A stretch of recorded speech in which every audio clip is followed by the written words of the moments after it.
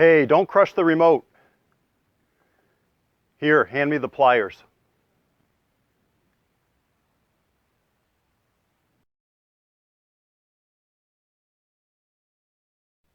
Hi, it's Jeff Shire, America's Beducator.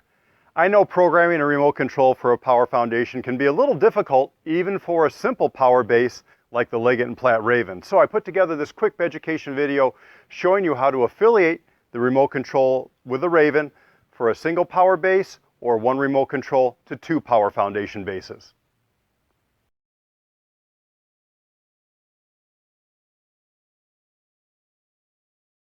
So as you can see, I flipped the Raven Power Foundation base over because in order to reaffiliate the remote control with the base, we need to have access to the brain unit right here. So the first thing that you do is plug the Power Foundation base into the wall, and then on the remote control, at the same time, you're going to press and hold the head down button and the foot up button. So you need to press those simultaneously and hold those. I'm going to do that right now with one hand.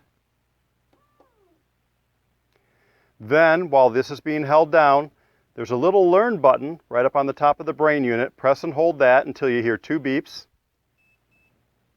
and then you can release everything. Now this remote control is reaffiliated with this base. I'll adjust the head up section a little bit just to hear that it's moving, and it is. So this is indeed reaffiliated with this Power Foundation base. I know it feels a little bit like a game of Twister having to press these two at the same time and this one right here, but sometimes you may need two people to do that, or if you have some good dexterity, it's something that you can simply do on your own.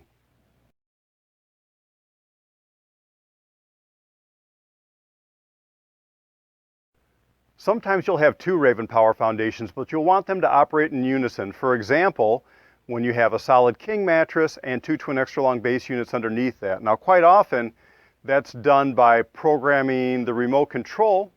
Different power foundations will do it that way. But with the Raven, it's done differently. We run a sync cable between the two power foundation bases, and that's how we allow them to operate together. So the first thing that you want to do is make sure that both power foundation bases are in the flat position.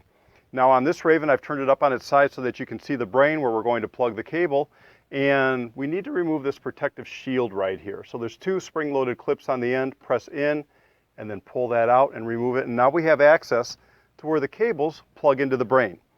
This is the sync cable that plugs into that brain. You can see the pins underneath, and then there's a little notch on the top, and that helps to correctly orient the cable where it goes into the brain. And just a little hint, this notch goes towards the top side right here. And it plugs in to the port where it says sync. Easy enough. So place that, gently secure that on the inside, and make sure it's fully seated.